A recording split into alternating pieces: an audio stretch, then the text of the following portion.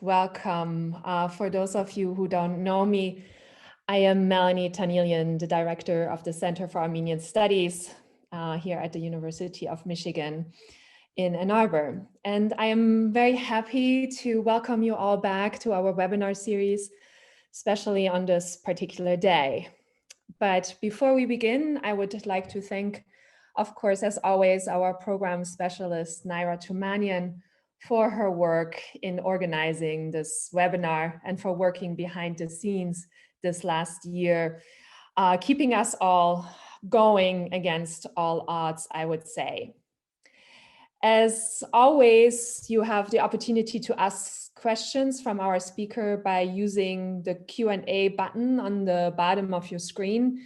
And we will try, of course, to answer all of your questions as they come in. And I hope for an animated conversation after our talk today. And please contribute your questions as they come up during the talk, and we will get to them once our speaker has concluded. It is a historic day, and as one of my historian colleagues lamented, we might have had way too many historic days recently. But today is also my daughter's birthday, who every 4 years measures the quality of her celebration by what happens in Washington, D.C. on January 20th. And I'm sure everyone has been anxious as violence occurred last week and continues to be a threat as we're moving through this transition. And it is, of course, no doubt quite disconcerting to see thousands of National Guards stationed in our capital. It is a moment of transition, and in the past, this moment of transition was a peaceful one that was marked by speeches, words of promise, and long nights of celebrations. But this year, the transition has been, of course, overshadowed by violence. And while speeches and promises were still made, celebrations obviously are shortened and moved into private spaces, as the usual joy has been curtailed, not only by a global pandemic that has cost the lives of over 2 million people worldwide as of today, but also by an aggressively purported vision of a divided country, a division fueled by fear and xenophobia. And many of you might think, why on earth schedule a lecture on this day? But today's webinar could not be more fitting as an important moment of transition in Armenian history, one that was that similarly took place in the shadow of violence, political chaos, and division, is the topic of today's talk. We will shift our gaze to another imperial capital, that of the Ottoman Empire, and zoom back in time to Istanbul almost exactly 100 years ago. Guiding us on this journey is this year's Manoogian postdoctoral fellow, Ari Şekeryan. And Dr. Şekeryan grew up in the city that is at the heart of today's discussion of turbulence and political chaos. The city that provides the backdrop for radical historical change at the conclusion of the war that was supposed to end all wars. Dr. Şekeryan comes to us from Great Britain, via Great Britain, where he earned his PhD from Oxford University in 2018 with a dissertation titled The Armenians in the Ottoman Empire After the First World War. From the United Kingdom, Dr. Şekeryan joined the University of Wisconsin-Madison as an honorary fellow at the Institute for Research in the Humanities. Spending 2 years in the Midwest, Dr. Şekeryan took a brief reprieve from snow-filled winters as the Kazan visiting professor at the California State University in Fresno. Dr. Şekeryan is a prolific young scholar. He has published a number of articles in prestigious peer-reviewed journals in the field, such as the British Journal for Middle Eastern Studies, War in History, the Journal of Ottoman and Turkish Studies, and he is working on a forthcoming piece for the Journal of Contemporary European History that not only examines a little-known historical event, namely the bombing of Corfu by Italy in 1923, but also places Armenian orphans at the center of this post-war moment on the Greek island. It is a fascinating account, and I urge you to read it once it is in press. Today's talk is based on Dr. Şekeryan's forthcoming book with Cambridge University Press, preliminarily titled Armenians and the Fall of the Ottomans, Envisioning Peace and Society After Genocide. What did it mean to be Armenian in 1918? Living in the capital of a state that had implemented a systematic campaign to eradicate your community. A state that was on the brink of falling into oblivion.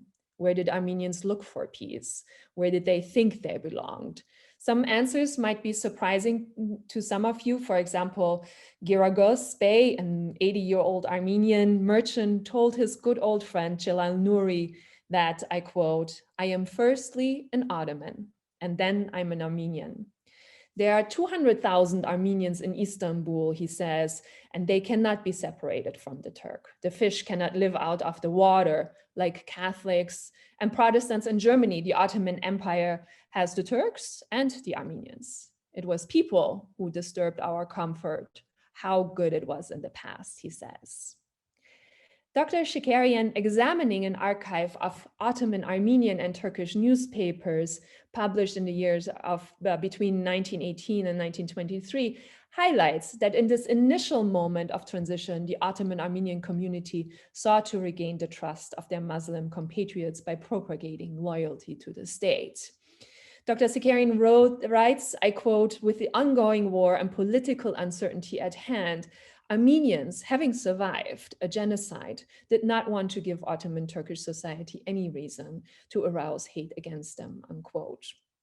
Another Armenian writer of the time expresses the sentiment so fittingly when he announces that we enthusiastically shake the brotherly hands that they extend to us. Being the children of the same country, the Turk and the Armenian are forever equal and together. Both live happily, unquote. But as we will see today, the sentiment dramatically shifted within only a few months. Introducing ethnic bargaining theory to analyze the possibilities of Ottoman Armenians to envision peace. More importantly, to envision the possibilities of a peace that would eventually include the establishment of an independent, united, larger Armenian state that would encompass the territory of Eastern Anatolia. This, of course, presents a distinct move away from the initial expression of loyalty to the Ottoman state. And Dr. Şekeryan's work overall highlights that the immediate months after the armistice was not only a period of intense political negotiation in the high diplomatic circles of Europe, a story, of course, that we have been told many times over, but it is also a period of shifting nationalist identities, demands from ethnic communities far away from the Parisian halls of mirrors. And this, of course, included the multitude of ethnic communities from across the Ottoman Empire. Ottoman Armenians and Turks had strong opinions, and they had strong opinions in terms of their belonging, about what the future might look like and how it would come to pass. But these opinions, we will see, varied and dramatically changed over time. And with this, I will pass on the virtual microphone to Dr. Şekeryan, who will draw for us a picture as to how they varied and why they changed. And so I'm passing it on to you, Ari. The floor is yours. Thank you very much, Melanie, for the introduction. I want to thank the Center for Armenian Studies for this opportunity. And want to thank also Naira Tumanyan for her help in organizing this virtual webinar. So let me share my screen with you. First of all, I want to highlight that in this lecture, I will try to explore the social and political life of the Ottoman Armenians during the Armistice period. However, the events happened during the wartime directly affected the Armistice years, and any analysis of Armistice period without considering the devastating effects of the wartime events would fail to approach the subject matter comprehensively. In 1914, when the First World War erupted, the Armenians living in the Ottoman Empire remained loyal to the Ottomans. The Armenian Patriarchate appealed to the community and urged the Armenian men to fight within the ranks of the Ottoman military to defend the Ottoman Empire against the attacks of the Allied troops. Thousands of Armenians enlisted in the Ottoman army and fought on the front lines. Enver Pasha, who was one of the leaders of the Committee of Union Progress, CUP, publicly thanked the Armenian community for their support to the Ottoman cause. Nevertheless, the same Ottoman government, which had thanked the Armenians for their support and enthusiasm to protect the Ottoman state, soon ordered the deportation of the entire population to the Syrian deserts. During the wartime, through the spring and summer of 1915, in all areas of the Ottoman state, including cities far from the conflict zones, the CUP government orchestrated the deportation.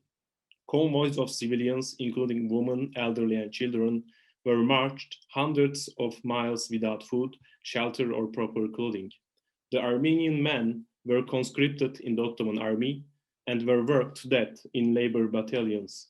While the government claimed that the Armenians were being deported from the areas close to the Russian border in order to prevent a possible Russian-Armenian alliance, Armenians living in the Marmara region and Thrace, over 1,000 miles away from the Russian border, were also deported.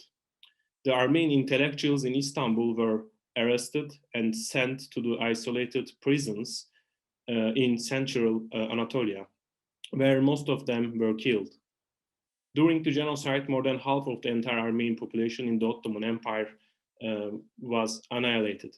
After the Armistice of Mudros signed in October 1918, an atmosphere of insecurity still permeated the Ottoman state, and the Armenian community was still suffering from the collective trauma experienced. The Armenian genocide and the First World War in the Ottoman Empire are documented in recent historiography in detail.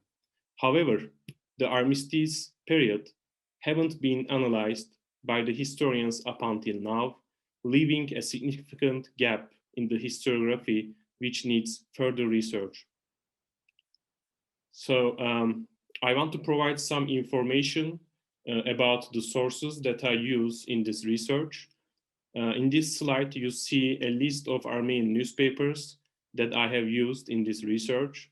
I try to include all the newspapers that I have access in the libraries in Istanbul, Yerevan, and Austria, the Mihitaris library. I included newspapers which had different political affiliations, such as ARF, Hınçaks, Ramgavars, and also independent newspapers. And in this slide is the list of Ottoman Turkish newspapers that I included in this research. I tried to read and analyze newspapers which had different political attachments, such as the supporters of the nationalist movement and the loyalists who supported the Ottoman Sultan in Istanbul. Now I want to go back to an important turning point at the end of the First World War. Then I will move on elaborating on the armistice period, which began in October 1918. During the first months of 1918, the Ottoman Turkish intellectuals published articles promoting the idea of Ottomanism. What did Ottomanism mean for the Ottoman Turkish intellectuals? The term Ottomanism developed over the course of the 19th and the early 20th centuries in the Ottoman Empire. It came to be understood as the equality of all citizens, all subjects of the empire, regardless of ethnicity or religion. At least it was the case for the first few years of the CUP rule, following the revolution of 1908. The idea of Ottomanism had been swept under the carpet during the Balkan Wars and the First World War, and the Ottoman Turks followed a nationalist agenda. However, Ottomanism re-emerged, particularly in the last months of 1918, when the approaching ultimate defeat of the Ottoman Empire by the Allied powers was certain. Why did the Turkish intellectuals again call for uniting all the ethnic groups under the idea of Ottomanism? Because the fall of the state was becoming increasingly clear, and the Turkish intellectuals were cultivating fears of occupation and the possible dismemberment of the state because of its non-Muslim populations, particularly Armenians and Greeks. Ottoman Muslim society was convinced after the Balkan Wars in 1913 and the major clashes during the First World War in 1915 and 1916 that the nucleus of the Turkish land must remain united, and that any possible partition of this core would cause the displacement of Muslims in Asia Minor. This belief is evident in the reflections of the Ottoman Muslims toward the establishment of Armenian state in the Caucasus in 1918. When the Armenian state in the Caucasus established in May 1918, the Turks welcomed and recognized the new state simply because it had been established outside of the borders of the Turkish nucleus. That is why the Ottoman Empire was the first state recognizing the newly established Republic of Armenia in 1918, in May 1918. Vakit Daily, a popular Ottoman Turkish newspaper published in Istanbul, proposed that the Ottoman government provide assistance to the newly established Armenian state, as it in turn would serve a dual purpose. By providing basic assistance to the Armenian state, the Ottoman government could help establish a stable structure on its eastern border and block the ambitions of the Ottoman Armenians to unite with their compatriots. Vakit wrote, I quote, there is an Armenian nation that, if its need for independence is not satisfied, will not stop causing havoc and will not abstain from doing anything. The main target of this anger will be us. The only way to free the Armenian nation from such an irresponsible situation is to make them landlords. If they become landlords, they will stop political riots and engage in trade and agriculture.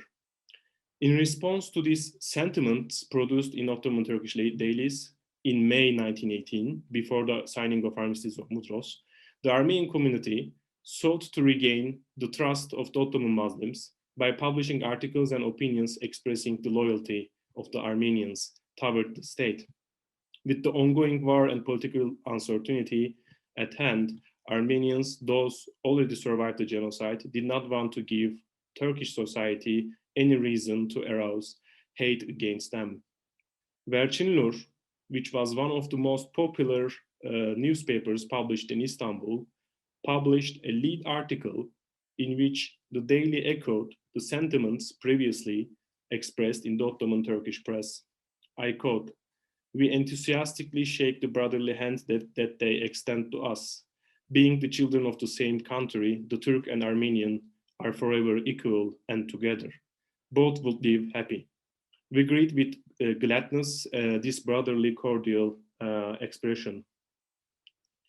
So while the discussion continued in the newspapers in May, June, July 1918, in the published newspapers that published in the capital, in the political field, in practical terms, the Ottoman Empire was essentially surrounded when Bulgaria signed a separate ceasefire agreement with the Allied powers in September 1918.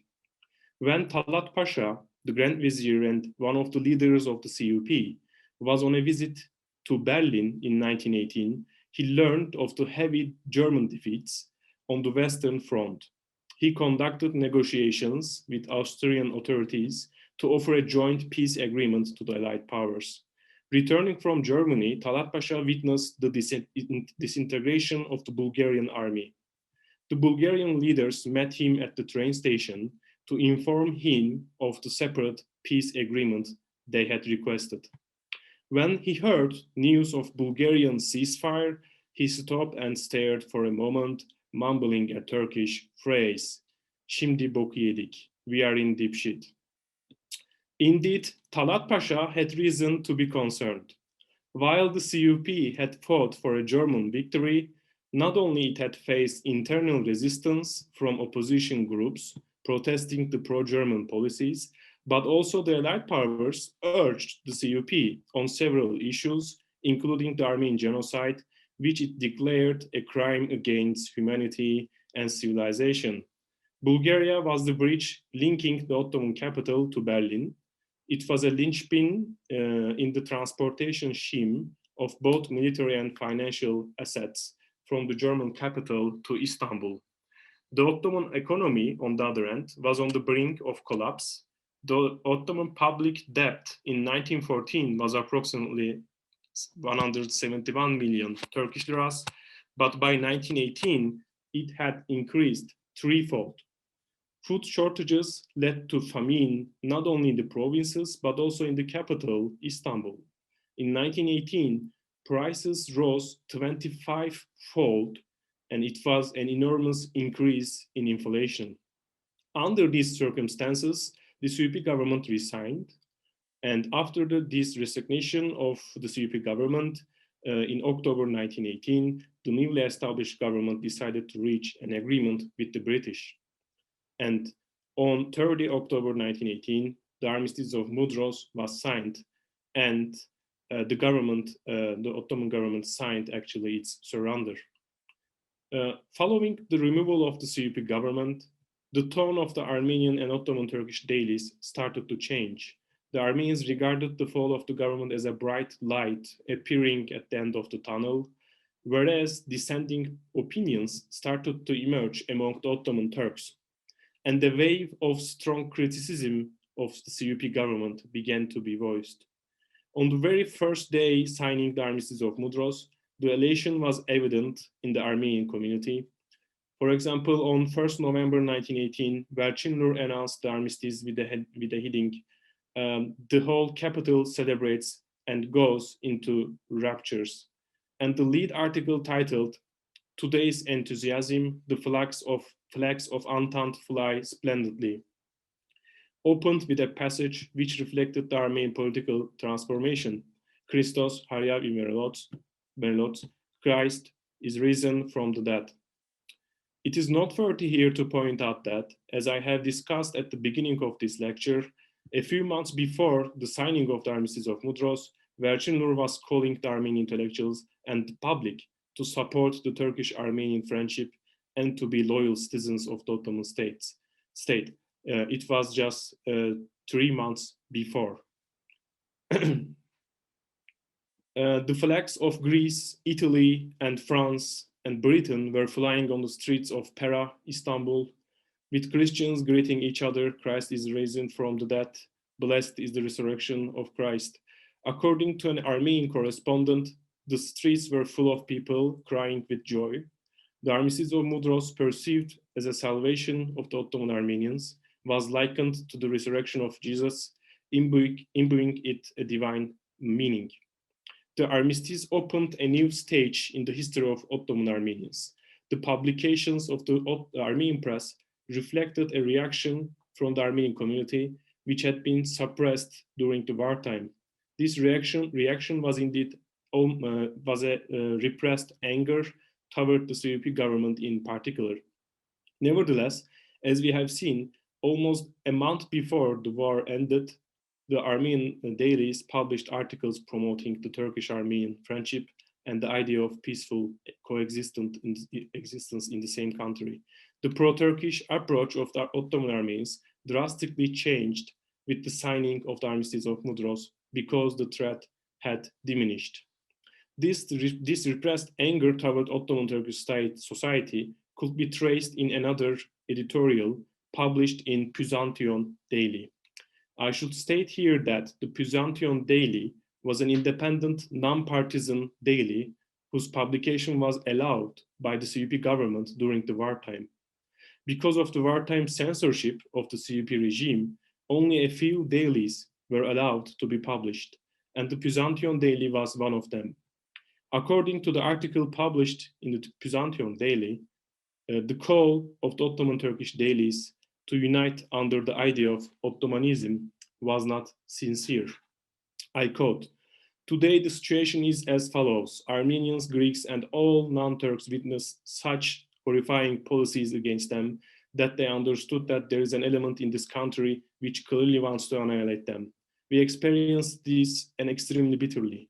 We do not believe anymore that these events were the work of one person, a few or thousands, it doesn't matter for us. Why are they, the Turkish dailies, upset when we write about our condition the way we understand it? Again, we don't have the right to open our mouth, end quote. What is important here for our discussion is that the political position of the Armenians changed from pro-Turkish to pro-Allied in a very short period of time.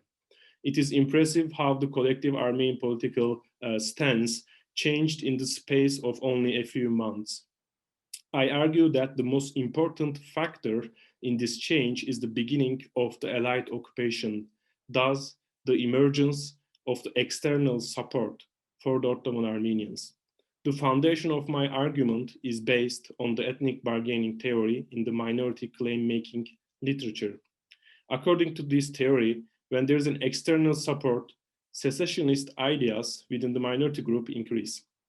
In the case of Ottoman Armenians, the political position of the community rapidly changed from pro-Ottoman to pro-Armenian independence within just 3 months. The secessionist ideas began to be published in the Armenian dailies because the Ottoman capital was occupied by the Allied troops and the oppressive regime was no longer in power. When the possibility of external support appeared, the political discourse among the Armenians began to radicalize. I suggest that Ottoman Armenians were radicalized and galvanized following the de facto occupation of the lands by the Allied powers, which openly declared their support in favor of the Armenian independence.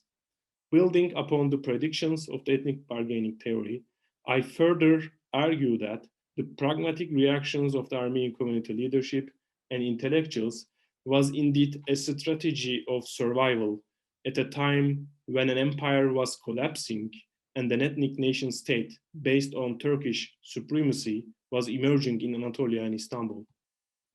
Witnessing the fall of the empire and the building of a Turkish nation state, the Armenian community leadership and intellectuals forged hybrid strategies of survival to protect the physical, cultural, and material life of the post-genocide Armenian community.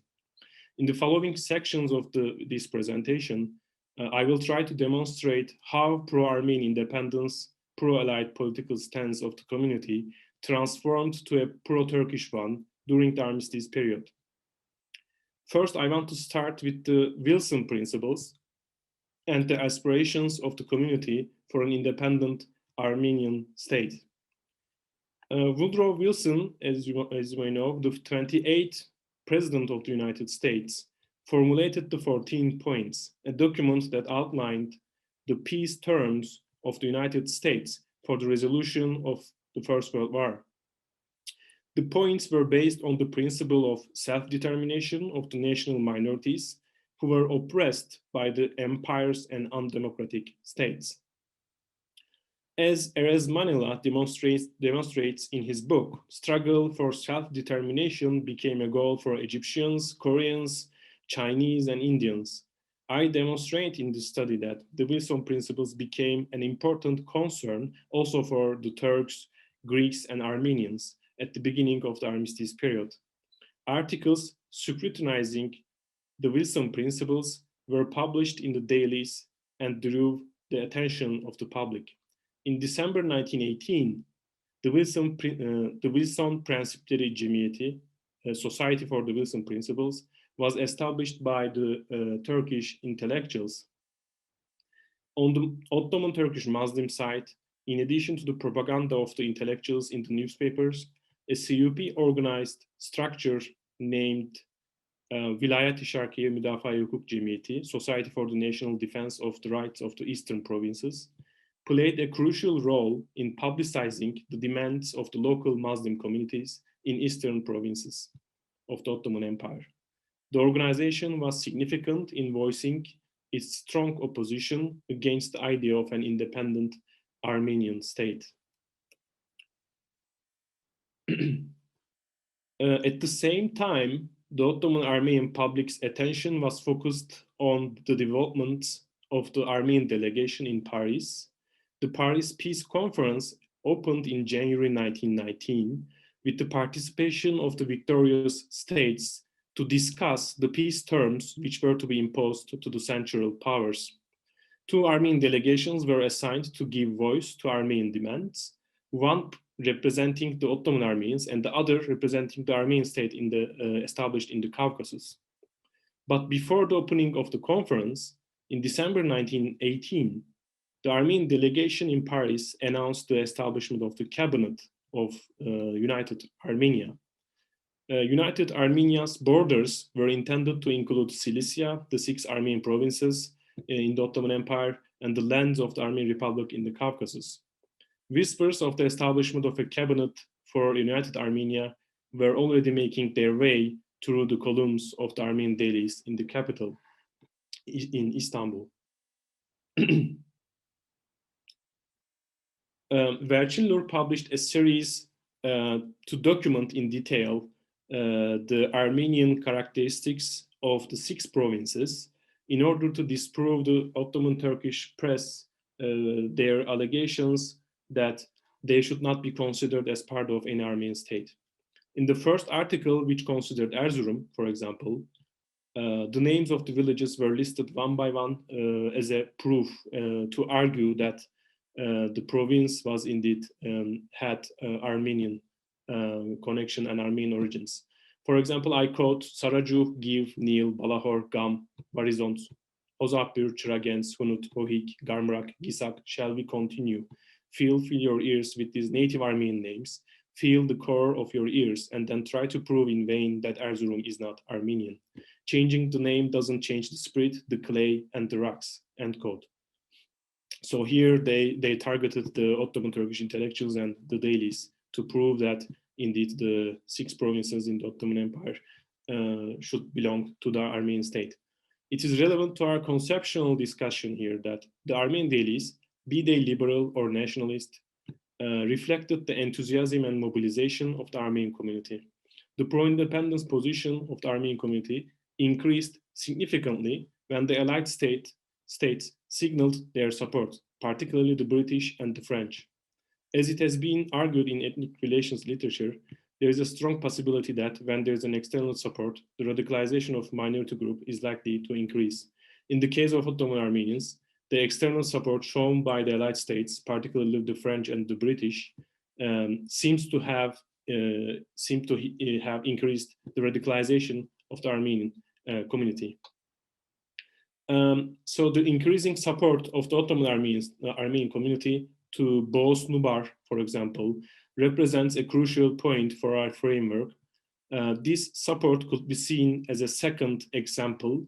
The first example was for the Wilson principles, and the second example could be the support to Boğaz Nubar. Boğaz Nubar was a highly respected community leader and an activist who devoted himself to the cause of establishing an Armenian state in the eastern provinces. The increasing support Boğaz Nubar received from the various strata of the Armenian community, including intellectuals, community leaders, and common folk with no political affiliation, is indicative of the gradual radicalization of the political position of the community and the wider mobilization around the idea of independence. The Armenians not only expressed their support to Boğaz Nubar, but they even celebrated a day in honor of him. January 9th was celebrated as the feast of Boğaz Nubar to show their gratitude and respect to, I quote, the leader of the nation seeking the independence of United Armenia, end quote. Armenian intellectuals commemorated Boğaz Nubar's day by publishing tens of articles in the Armenian dailies. For example, I quote, "It is the feast of Armenian Washington today. Come, let us make a toast for him. Come, our Greek brothers, yet another cup with you. It is the feast of the Armenian Venizelos today," end quote. The donation campaigns organized by the community members in Istanbul could be given a third example of pro-Armenian independence of the community. The Armenian dailies organized donation campaigns to raise funds for the Armenian Republic in the Caucasus to be used to assist the Armenian refugees, with the secondary aim of establishing fraternity between two branches of the Armenian nation. The Armenian community in Izmir similarly organized a donation campaign to send aid to the Armenian Republic in the Caucasus. Indeed, the prospect of famine was grave in the Republic of Armenia at that time. According to reports, there were more than 500,000 Ottoman Armenian refugees in the Republic of Armenia, living in poverty and danger of famine. Even the capital, Yerevan, approximately 150 people died each day from hunger and typhus. And in the second largest city, in Gyumri, the rate was 100 people per day. In total, 1,000 people died each day within the borders of Armenia. Reports stated that there were not enough doctors, there was a shortage of medicine, and people were reduced to collecting dead animals in the streets for food. Georgia and Azerbaijan closed their borders, making it even more challenging to deliver aid. Another important example is the celebration of the Vartanants feast, because the Ottoman Armenians' political views were reflected in these celebrations. On February, I will give an example from Afyon, a small city in Western Anatolia. On 28 February 1919, more than 800 native Armenians from Afyon gathered at the hall of the Armenian school to celebrate Vartanants' feast. British military officers were present at the gathering. A prominent member of the community urged the crowd to migrate to United Armenia, to start learning Armenian and then speak Armenian in public places. After singing patriotic songs and selling hundreds of Armenian flags, the gathering came to an end with the playing of the British national anthem and chants of, I quote, "Long live Armenia, long live Boğaz Nubar, and long live the British Empire," end quote. It is remarkable that the Armenian bishop preached that the Armenians should migrate to United Armenia when the time arrived. He concluded, I quote, "If you have a nail to use, save it for our fatherland," end quote.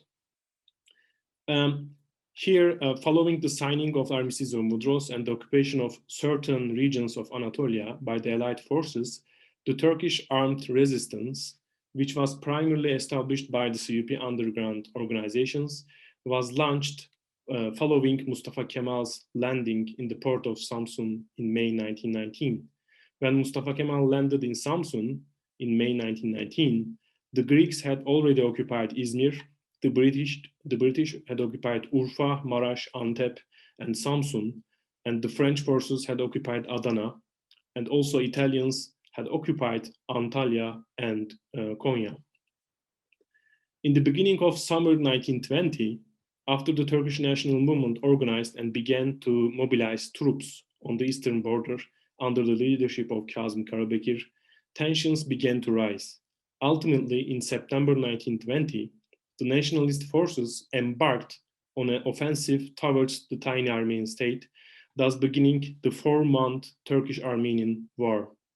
I will not elaborate on the details of Turkish-Armenian War, but what is important for our discussion is the support of the Ottoman Armenians to the Armenian state, because this could be given as a fourth example for the pro-Armenian independence approach of the community. Following the first clashes between the nationalist and the Armenian military, the Armenians, the Ottoman Armenians in this case, initiated a new donation campaign in the Armenian dailies. I quote, "Everything for the front," which elicited strong support from Istanbul Armenian community, both wealthy and poor. Vercinlur initiated a donation campaign under the slogan of, quote unquote, "Each man for one daily wage," and the first donations of the campaign were given by the workers of the Vercinlur itself. In Pera, Kumkapı, and Kadıköy, in different neighborhoods of Istanbul, Armenian teachers and students participated in this campaign. The Armenian Patriarch Zaven thanked the daily for initiating such campaigns, and also he personally donated, for example, 10 Ottoman liras. Armenian orphans, interestingly, too, joined the donation campaign. For instance, in the Bezazyan school in Makriköy, another neighborhood of Istanbul, the Armenian orphans asked the director to donate the whole value of 1 month's food, to the Armenian military, choosing to eat only dry bread. The director refused on the grounds that they should eat properly for their health and donated a significant amount to the military on behalf of the orphans. A few days later, the Armenian orphans this time collected the cheese that they were getting for breakfast, and one of them attempted to sell this cheese in Makriköy shops in order to donate a second amount of donation to the military. The director this time donated a second amount to convince the orphans that they had made ample donation already. Similarly, the director of Manoogian school, in his letter sent to Verchinur Daily, stated that all of the students refused to eat fruit and demanded from their families to donate the value to the Armenian state. Some of them even went, he stated that some of them even went days without eating anything. Not only in Istanbul, the Ottoman Armenians of the remote parts of Anatolia, for example, I want to give an example from Biga in Çanakkale. It's a small town in Çanakkale in Western Anatolia. They organized a fundraising campaign for the Armenian military, collecting 500 Ottoman liras. Now, as a sixth example of the pro-Armenian independence stance of the community, I want to focus briefly on the French occupation in this part of my presentation. During the Armistice period, the French government anticipated that it would face difficulties in collecting its loans from the Ottoman government. At the beginning of the war, French capital investments constitute around 60% of total capital investments within the Ottoman Empire, whereas the German and British capital investments were about 25% and 14% respectively. So motivated to protect the French investments, the French authorities did not support the idea of independence of the Armenian community. Furthermore, the French agents aggressively collected the weapons of the Armenians and hindered the development of the Armenian self-defense activities. In recognizing Mustafa Kemal's movement as the most powerful political development in Anatolia, the French authorities adopted their policy to find more common ground with the Turkish national movement. The Armenians felt betrayed first in Marash, when the French forces evacuated the town and handed it to the Turkish authorities without letting know the Armenians. Thousands of Armenian women, children, and elderly who were afraid of a possible massacre that could be committed after the French evacuation took the roads behind the French forces, begging them not to leave in Marash, not to leave them in Marash. Only 1,500 survived, with the rest perishing on the road, around 8,000 Armenians. In his memoir, Nishan Saatchian mentions that during the retreat, some Algerian soldiers shot at the Armenian civilians who were trailing the French forces. The retreat was made during severe snowstorm, and hundreds of Armenians who could not find the necessary warm clothing for the journey died en route. Gaspar Menac described the retreat scene in his memoir. Soon after, I quote, soon after people began to fail gradually in large numbers and started to be buried under the snow. Impossible to proceed. A few surviving horses try to pave the way, and a few thousand people follow these animals through their footprints. The snow falls cruelly. Our fingers started to blacken. At each step, someone falls into the snow silently and mystically. End quote. In March 1920, the Hachin Armenians sent a telegram to the Armenian community in Adana, announcing that they would continue to struggle against the nationalist forces to the end, requesting additional ammunition and weapons. When the French authorities were asked for help, they responded that they could provide 150 bullets and 3 days of meal for each soldier, but nothing more to aid Hachin. The population was unable to continue fighting after months of struggle. until the end. After the combat moved underground to the tunnels of Hachin, the Armenians in the town fought to death. The majority of them lost their lives during the clashes. In December 1920, it was reported that out of 10,000 Armenians who were in Hachin at that time, approximately 200 survived and managed to arrive in Adana.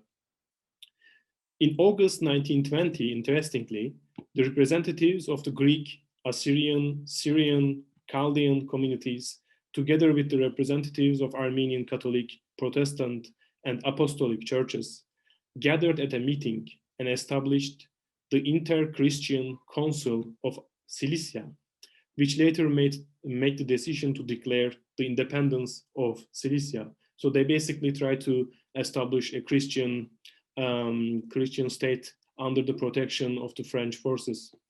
Even though the Christians declared an independence, soon the French authorities blocked the independence movement. They agreed with the Turkish nationalists and evacuated the whole region. Following the decision of the French authorities, thousands of Armenians rushed to the ports to evacuate the whole region.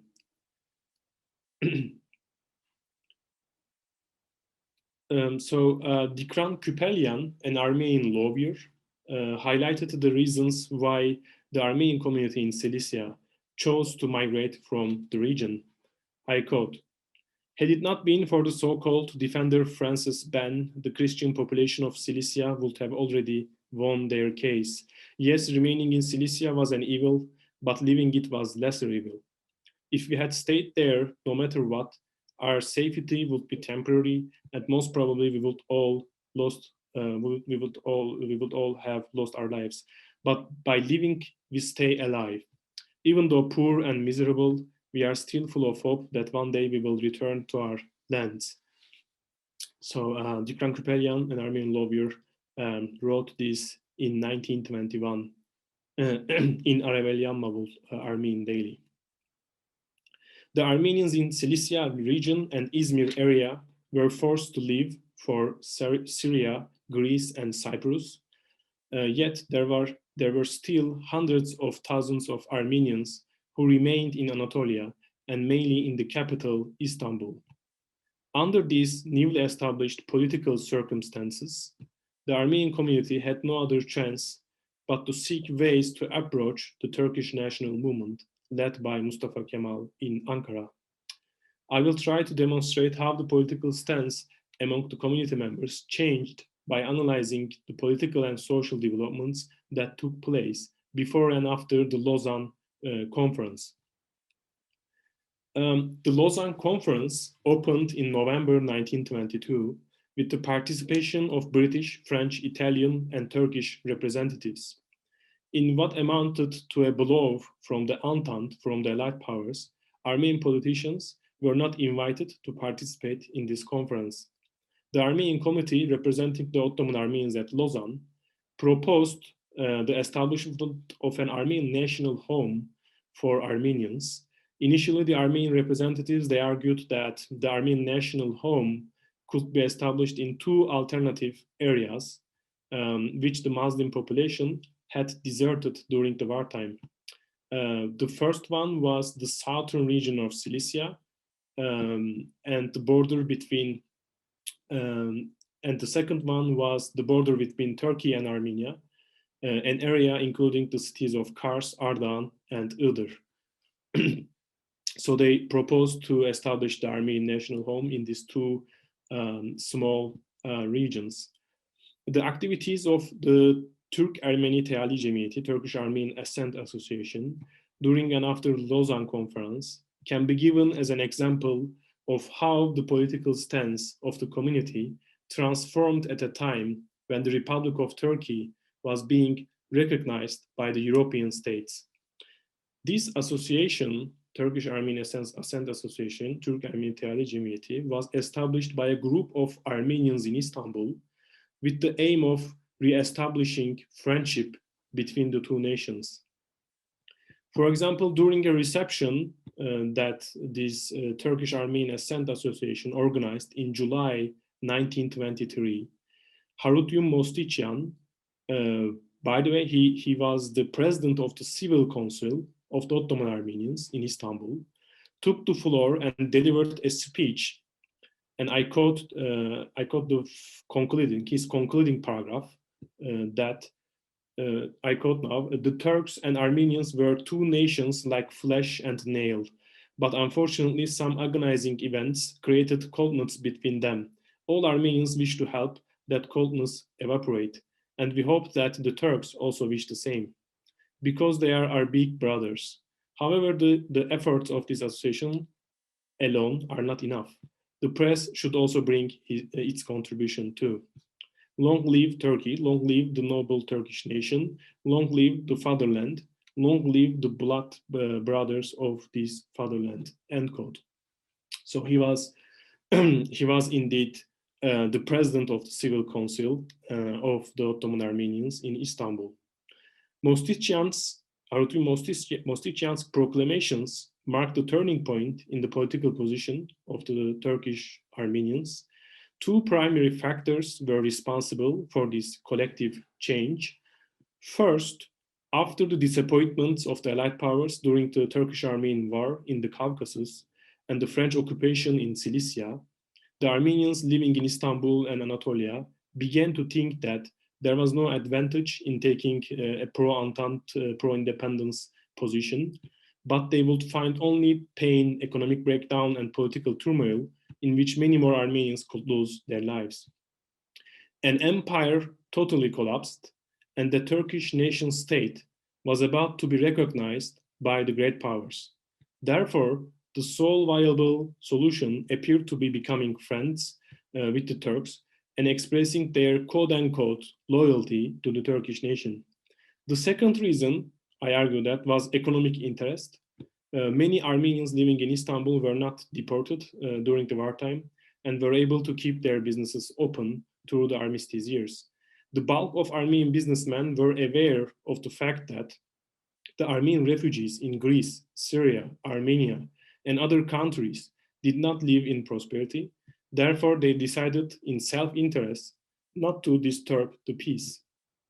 These two reasons motivated the remaining Armenian population in Istanbul to join the activities of this Turkish Armenian Ascent Association. The Armenian community leadership recognized that in newly established Turkish state, the only option for the survival of the community depended upon the establishment of friendship with the Turks. When İsmet Pasha and the delegates who attended the Lausanne conference on behalf of the Turkish government returned to Turkey, prominent members of the Armenian community leadership in Istanbul, including Kevork Arslanyan, the patriarchal locum tenens at that time, Harutun Mosticyan, president of the Civil Council, Stefan Gurdikyan, and Dr. Andre Vahram, they all welcomed the Turkish delegation in Çatalca and congratulated them for their agreement in Lausanne. In his speech before İsmet Pasha, Mosticyan underlined, I quote, "As stated before on different occasions, the Armenians of Turkey linked their fate to the fate of the Turks. They do not expect anything from anyone. They want to stay with the Turks by preserving centuries-old friendship and advance this precious country by working together with their Turkish compatriots," end quote. Mosticyan awarded, interestingly, a gold medal, a plaque, to İsmet Pasha, as you can see on this on the right side of the screen. They gave this gold medal, a plaque, to İsmet Pasha for his efforts in the Lausanne conference. Tevhid-i Efkar, and another Ottoman Turkish daily, noted in an article that during the speech of Harutun Mosticyan, the Turkish members in the hall ridiculed and laughed at the presentation of the Armenian members. I want to conclude with an interesting incident from 1928, which shows us how the relations between the Armenian community and the nation state, the Turkish nation state, continued during the early Republican years following the Armistice period, and how the legacy of this transformation of political stance among the Armenians continued throughout the early Republican years. The 5th anniversary of the proclamation of the Republic of Turkey, celebrated in various parts of Anatolia and Istanbul in October 1928. In Istanbul, the center of the celebrations was the Beyazıt Square, organized by the governorship, military squads and school bands were marching from Beyazıt to the Taksim Square, passing through Divan Yolu, Sultanahmet, Sirkeci, Eminönü, and Şişhane. While the procession was passing through Sirkeci, the crowd was standing on the two sides. When one of them standing among the crowd saw the marching of Armenian scouts of Üsküdar, shouted out loud, quote unquote, "Yaşasın Ermeniler, long live Armenians." After a few seconds of silence, the whole crowd in Sirkeci started shouting, quote unquote, "Yaşasın Ermeniler, long live Armenians," until the Armenian scouts disappeared through the bridge of Şişhane. The crowd gathered in Sirkeci were shouting "Long live Armenians" because Armenians were participating the celebrations of the 5th anniversary of Republic of Turkey. Thus, they were demonstrating their quote-unquote loyalty to the state. In the eyes of the Turkish society, they were welcomed as equal citizens as long as they proved their loyalty to the state and renounced their quote-unquote revolutionary past, komitacı past. In this lecture, we have seen that the source of this strategic transformation of the political position among the Ottoman Armenians started in 1922, towards the end of the Armistice period, when a multi-ethnic empire collapsed and the nation state, based on the supremacy of the Turkish nation, established in Anatolia and Istanbul. Thank you. Thank you so very much. And also thank you to all of you who have been attending. And I'm eager to see your questions in the Q&A box. A fascinating talk about a moment of transition and a beautiful outline around the political opinions as they are shifting among the Ottoman Armenian community in this period of transformation. I'm impressed by your sources and the richness of your sources. And I think that many of our listeners are as well. And we do have already a question from Mano, who is a graduate student here at the University of Michigan, who is wondering about your sources and your reading of your sources. And so he is wondering, on the one hand, what was the literacy rate amongst Istanbul Ottoman Armenians, as well as Ottoman Armenians in the province at the time, who's consuming these newspapers, sort of the questions that, you know, are oftentimes impossible to answer. But I hope you can take a stab at that. And he's wondering how are you measuring the reception of these newspapers? What is the readership, and how is this readership reacting to these various political public opinion changes? Yeah, of course, this is an thank you for this question.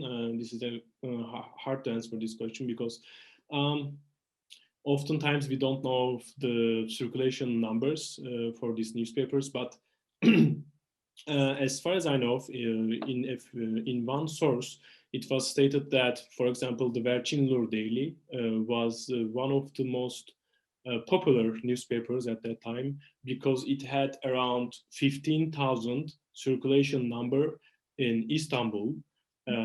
During my research, I actually tried to find out these circulation numbers because I was also thinking that, I mean, the newspapers writing these articles, you know, calling people to move to United Armenia, but how much actually they circulate these newspapers, especially in Istanbul and in the provinces in Anatolia. But as I said, I found out that Vercinlur Daily had a circulation number of 15,000. And also, and if you think that the population, Armenian population in Istanbul was around, let's say 75,000 it was during the armistice years, I mean, during the first years of the armistice period, it was around 150,000. But then half of the Armenians towards 1923, they migrated. They basically went to France, the United States. So if you think that during the first years of the armistice period, in 1918, 1919, the population was around 150,000, and Vercinlur's circulation number 15,000 is a significant number in my opinion, because as far as I know, I compared it to the Ottoman Turkish dailies. So, for example, Vakit Daily, one of the most popular dailies at that time in Istanbul, had around 10,000 circulation numbers. So that makes me think that actually the Armenians bought the common Armenian ordinary people. They bought these newspapers. They read these newspapers, and also they contributed to these newspapers. Because when you open the pages of Vercinlur, or let's say Jamanak, another one of the most popular newspapers, Jamanak Daily in Istanbul, you will find and you will read the news and articles written by ordinary people. Like they were not Armenian intellectuals, they were not authors, they were not professional journalists, but they sent their opinion, let's say opinion letters, to these newspapers, and they actually started a conversation, a discussion, how to affect the political reaction of this Armenian community leadership. Sometimes they sent open letters to the Armenian Patriarch Zaven, sometimes to the president of the Civil Council, Nosticyan. So they tried to, these ordinary Armenians in Istanbul, they tried to share this news and their opinions. So other than Vercinlur and Jamanak,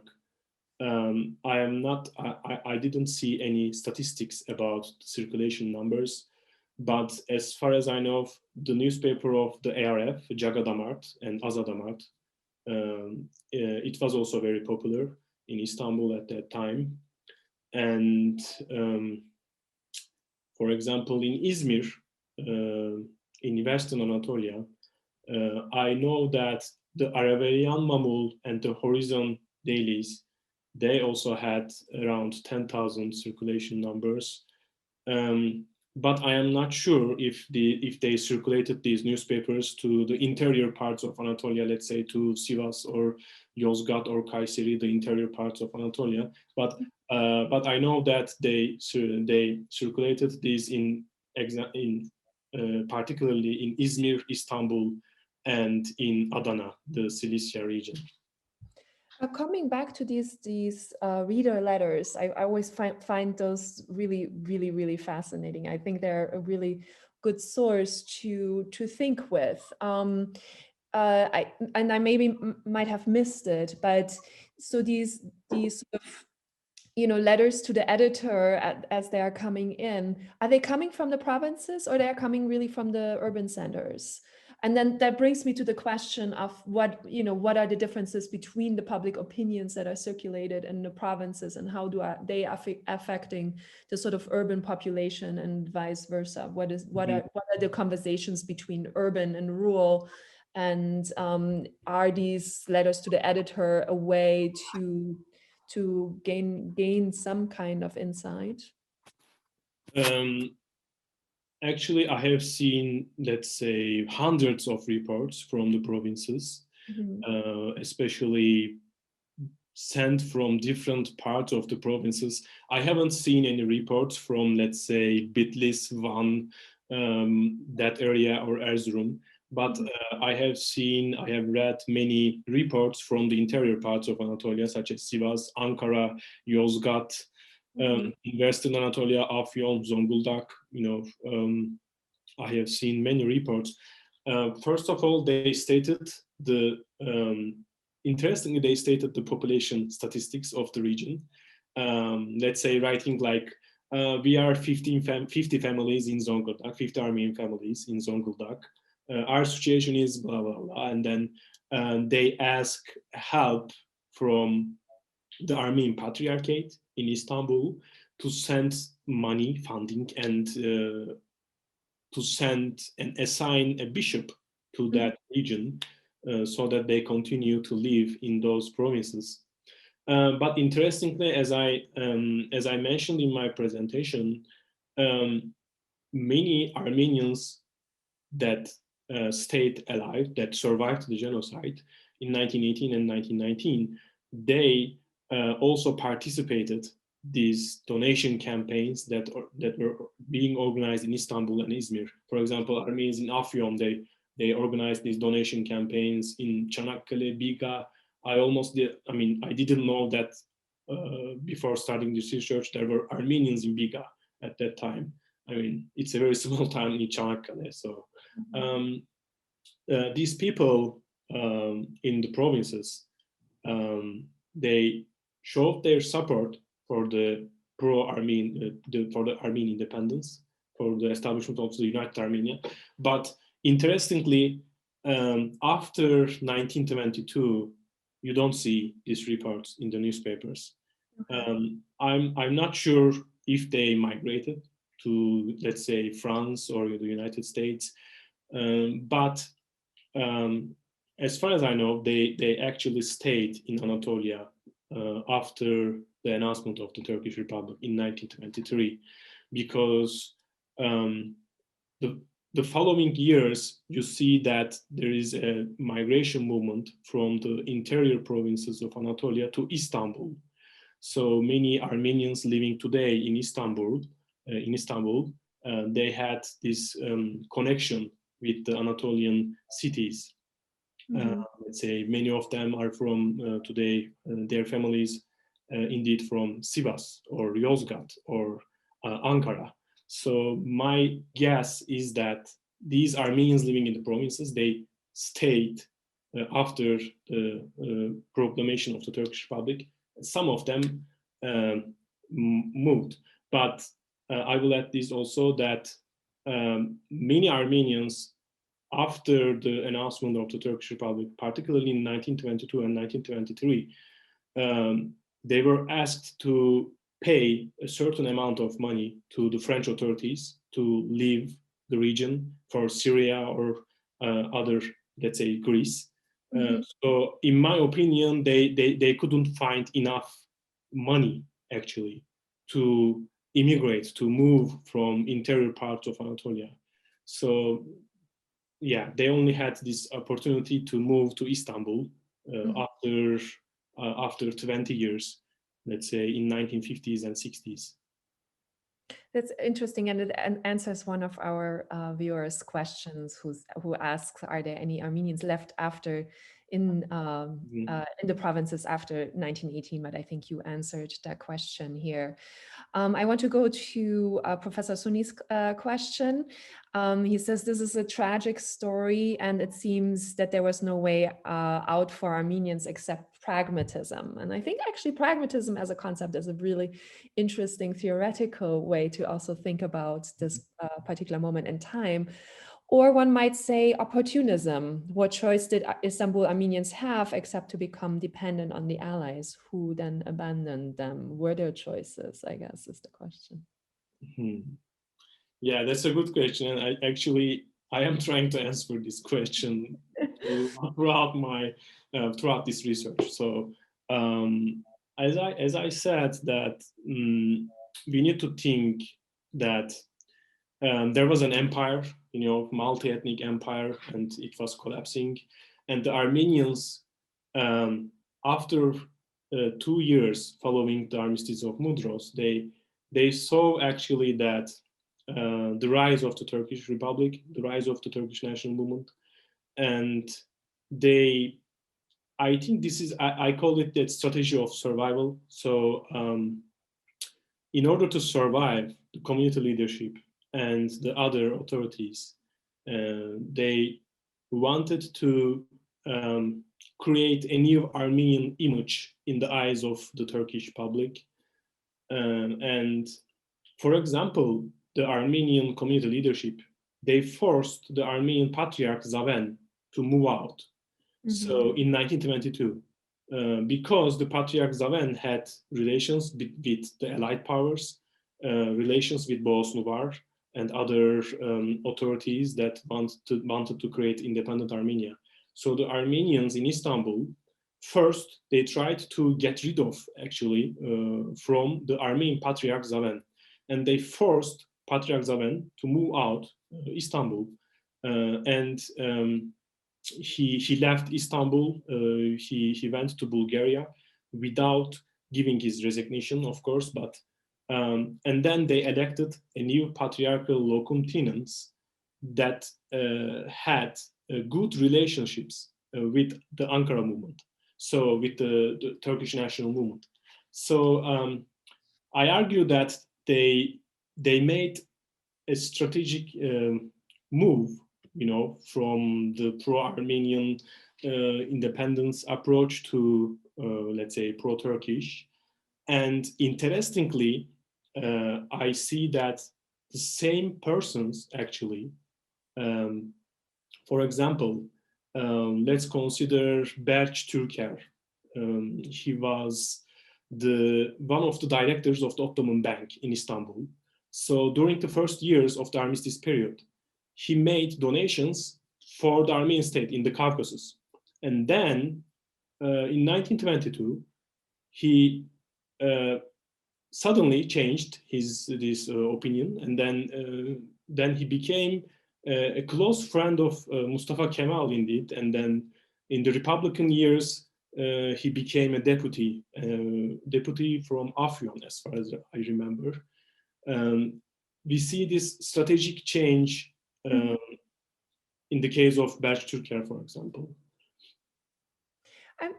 I'm wondering a little bit in terms of, so you painted for us a picture that was quite sort of straightforward, right? That there's a sort of pro-Ottoman moment, then there's a pro-independence moment, and then there is a return to declaring loyalty to the state.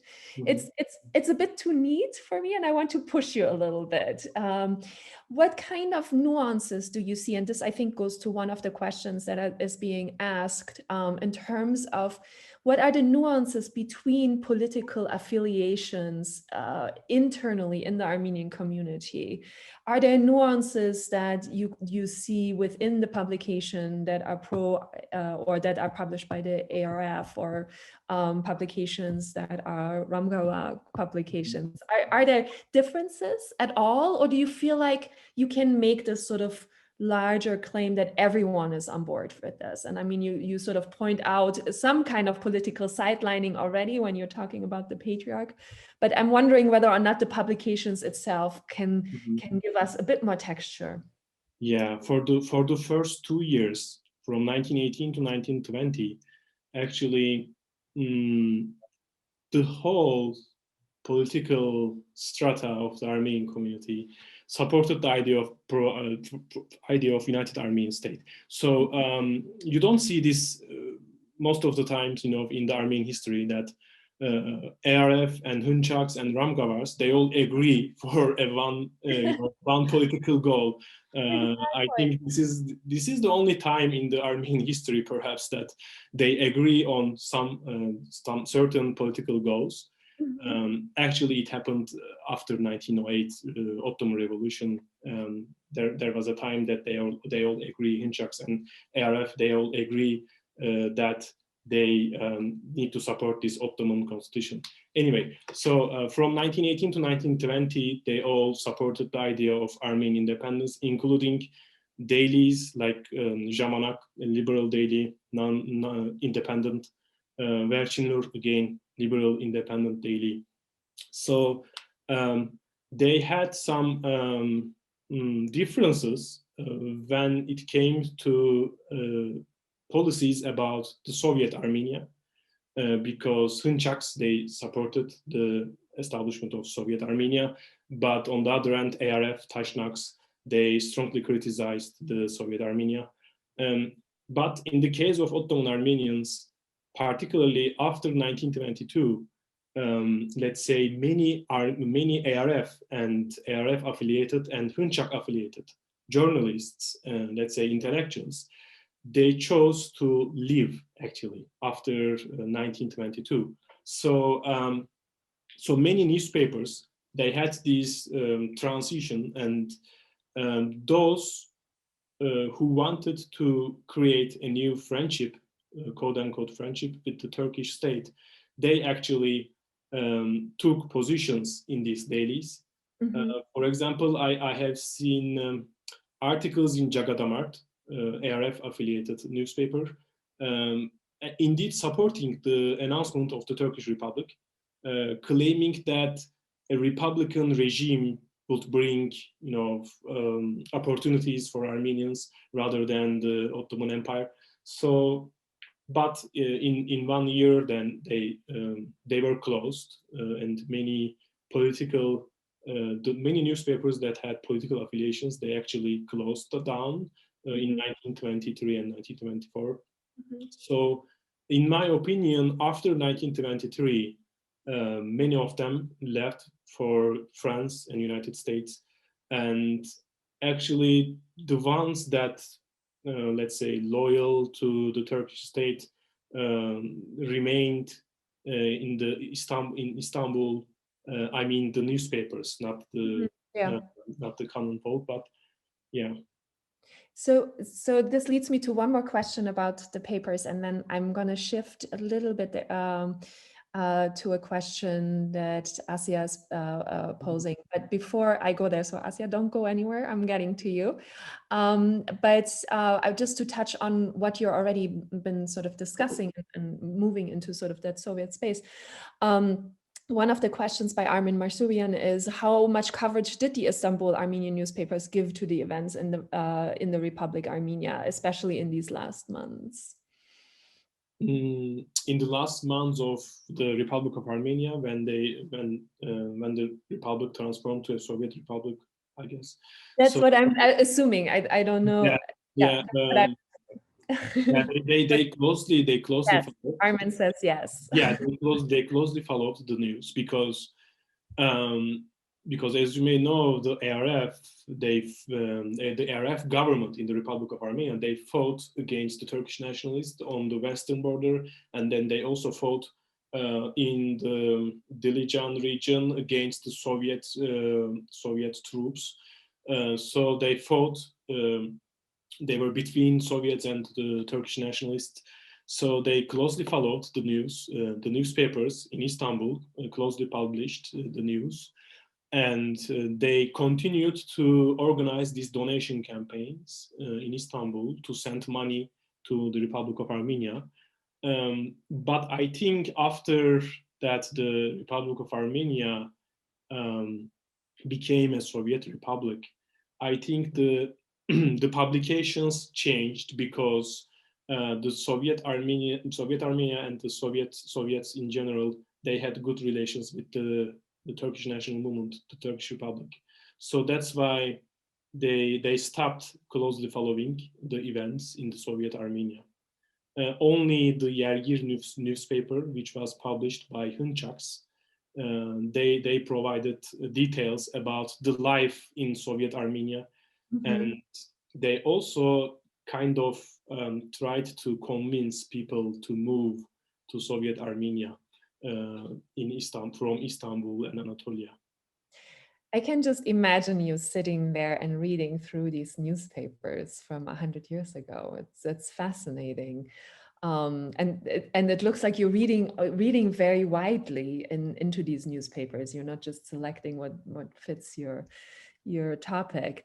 So, but I want to move on to Asia's question. She says, thank you for of course this excellent presentation. And she said you talked about the orphan refusing to eat and pushing for donation to support the Caucasus Armenians and the military during the Turkish-Armenian War.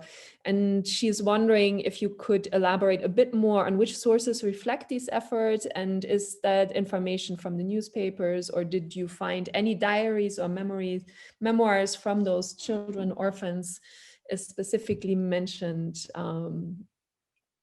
Yeah, those Yeah, those are from the Armenian newspapers, particularly from Jagadamart, Mm-hmm. Jagadamart and Verchin Nur, because these two newspapers closely followed the events, the developments during the Turkish-Armenian War in the Caucasus.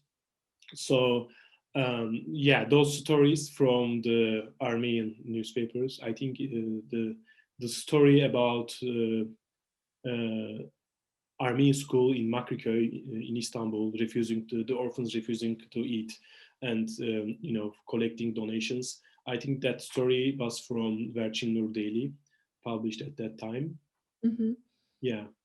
So they were not from memoirs or let's say archival documents.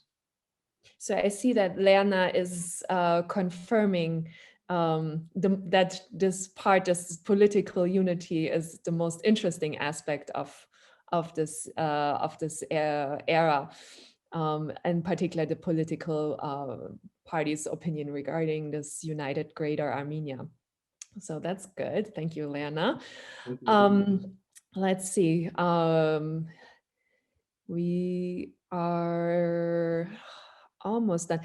While I'm scrolling and there's lots of questions here, I'm trying to sort of pick out what we have not really talked about. Yeah. Maybe one thing, that goes also back to sort of Lerner's interjection there, is to think about what does your work do in the larger historiography of the field, right? I mean, so you're positioning yourself within, of course, the history of World War I in the Middle East, World War I in the Ottoman Empire, the Armenian genocide, as well as, of course, a history that is deeply linked to the establishment of the Republic of Turkey. And I'm wondering, what does your work, where do you fit your work in? How is it renegotiating historiographical arguments? How is it contributing to a particular historiographical trend? And oftentimes we know, of course, that the Armenian historiography on this topic is quite different from the Turkish historiography on this topic. So I'm just wondering, where do you see your work making the biggest contribution? And I will read some questions. Yeah, my work, in my opinion, contributes to the first, the Ottoman Turkish historiography and early Republican period, because when you look at the late Ottoman Turkish historiography, you see, particularly for this period, you see that historians always they have done research on the Turkish national movement. I mean, even they call this period as the period of Kurtuluş Savaşı, the War of Independence. So, so this part of story was and has been absent in the modern Turkish historiography. So my work, I think, contributes to that historiography, that other groups, other ethnic groups also had this story of survival during, at a time when an empire collapsed and the Turkish nation state established. So my work contributes first to the Turkish historiography and late Ottoman Turkish historiography, let's say. On the other hand, when you look at the Armenian historiography, yes, we have many works focusing on the Armenian genocide. But when you look at these works, you see that the Armistice period, let's say, covers perhaps one section of a chapter, or I mean, at most, maybe a chapter. I mean, on the Armenian historiography part, we see that this story is missing. So I wanted to kind of fill this gap in the modern Armenian historiography and late Ottoman historiography. And that's why actually I used both the Armenian newspapers and the Ottoman Turkish newspapers. I tried to include all of the newspapers, regardless of their political affiliation. And of course, the newspapers that I had access to their archives in Istanbul, Yerevan, and Austria. That's so, it's really fantastic. I'm coming back to one of your citation, which will frame one of my questions. Mm-hmm. There was one of the quotes that you said, I think it was from like early 1920s, where the citation was something around coldness and this treacherous event, or not treacherous, but there was a particular word around around the event that happened. I don't know if you see your slides, but one of our viewers, Josep Torosian, is asking what is the sentiment of Istanbul Armenians. So it's a language question, I think. And I think what Josep is getting at is to wonder whether or not the events or these I don't know, I don't remember the descriptor, but it was really interesting. It wasn't of course called a genocide because that term didn't exist at the time. Mm-hmm. But were the events, the massacres addressed? So Josef is saying, were they forgiving the sins of their Turkish brothers, or was it about recreating a brotherhood and this kind of systematic massacring of Armenians that the state had conducted was sort of, in this case, and your citation was kind of mentioned in passing.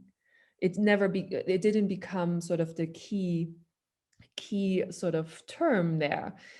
Or he says, was it an acceptance of the facts and just simply moving on? Was there a discussion around the massacres, and how did this discussion pan out? Yeah, that's a wonderful question.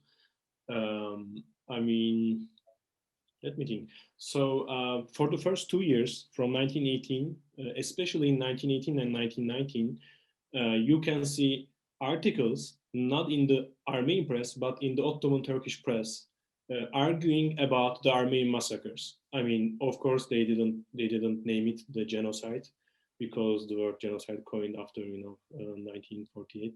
So they used the Armenian tehcir and takdil.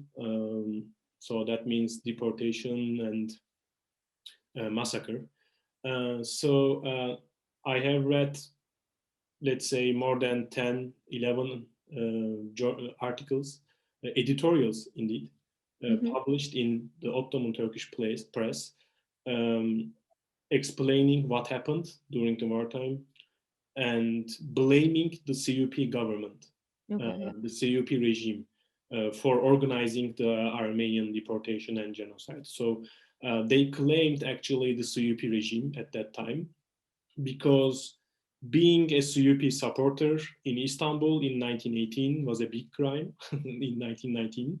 So that's why they kind of tried to put distance with themselves and the CUP.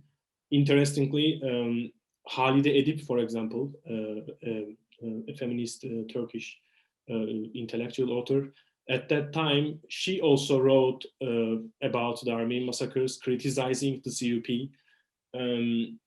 Interestingly, the Minber Daily, which one of the shareholders of Minber Daily was Mustafa Kemal at that time in 1918. So they also criticized the CUP government. They wrote about the deportation, about the massacres. Of course, they don't use the word massacre, but they wrote that this wasn't fair for the Armenians, that the CUP regime orchestrated the Armenian deportation. So on the Armenian side, when it comes to 1922 and 1923, I don't think that they forgot the Armenian genocide at that time, but it was almost impossible to bring the Armenian genocide on the table, against the Turkish national movement. At a time that the European states, European allied powers, they already recognized the Turkish Republic at that time. So it was almost, impossible for an Armenian intellectual living in Istanbul, writing about the Armenian genocide in 1923. Okay, I think we're all out of time, unfortunately. I think there's many more questions that we didn't get to, so I apologize. And I want to thank, of course, Ari for this really wonderful presentation, and we're looking forward to the publication of your book. It's coming out soon, so everyone keep an eye out for this work in print. And then I, of course, want to thank you all for coming this afternoon, and very much hope also that you will join us for our next event, which is on February 3rd at 5 p.m. And it will be a talk by Professor David Goodman, who is talking about also his recent book, which is titled Sojourners, Smugglers, and Dubious Citizens, the Politics of Armenian Migration to North America between 1885 and 1915. So thank you again, everyone, for attending, and thank you, Ari, for your wonderful talk, and I hope to see you all soon. Thank you. Goodbye.